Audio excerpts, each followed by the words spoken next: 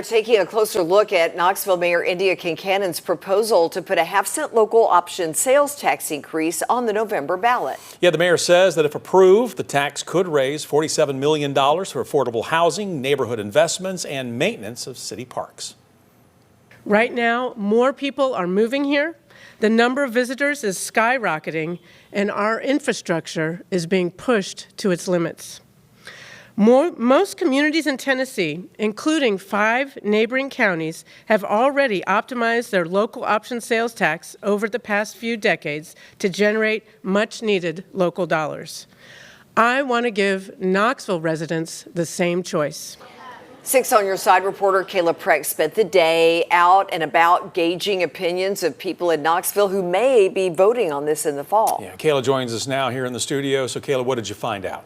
Well, Lori and Bo, while I was out today, I got plenty of mixed opinions from those who were all in for the proposal to those who were not so into the idea. I will say a majority of people were kind of conflicted. A proposed sales tax increase in the city of Knoxville would raise the current 2.25% rate to about 2.75%, bringing it in line with several other Tennessee counties. Initially, thinking about it, I think it's a good idea. My only concern is when it comes to government, the money doesn't always go where they say it's going to go. So if they can show that that money will go to where it's supposed to go. Unfortunately, every day I'm seeing more and more homeless, and it breaks my heart, So if the money goes to the right place, I'm for it.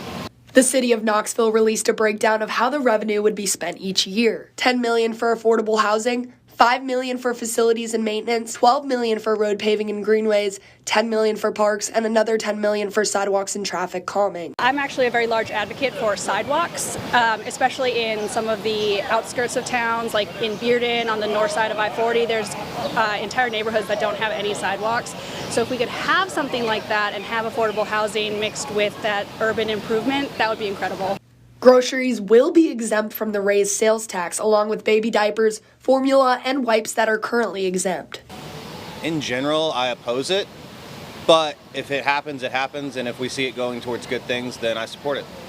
Anytime taxes go up, that's not a great thing, but obviously there are programs and situations where we need the money. Mayor Kincannon says the city must invest in its growing needs.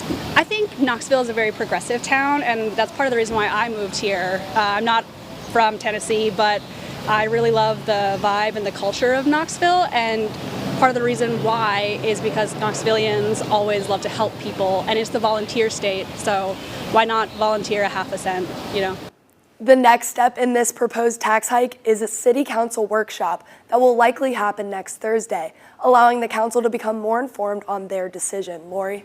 All right, Kayla, thank you. That council vote itself will happen sometime in June. If they pass it, it will be placed on the November 2025 citywide ballot, leaving voters to decide its fate. Yeah, and should voters approve the increase, it will take effect starting March 1st of next year. But to some, the likelihood of it being approved is slim. One of those people saying this, political contributor George Korda, who worked under former Mayor Victor Ashe during the last successful tax increase in Knoxville back in 1988. Well, essentially, she's trying to avoid a property tax increase. Okay. The challenge is you're asking people to vote for a tax on themselves, which is always a challenge. And I happen to design the campaign for what I think is the only successful sales tax referendum in the last 40, 50 years when I was with the city. And Mayor Ashe, I worked for Mayor Ashe, and he put together a coalition of people to support it who typically would not have been for it, so that was enormously helpful. Korda goes on to say that another major benefit to that campaign was that Mayor Ashe laid out exactly what was to be done with all of the taxpayer dollars across the city.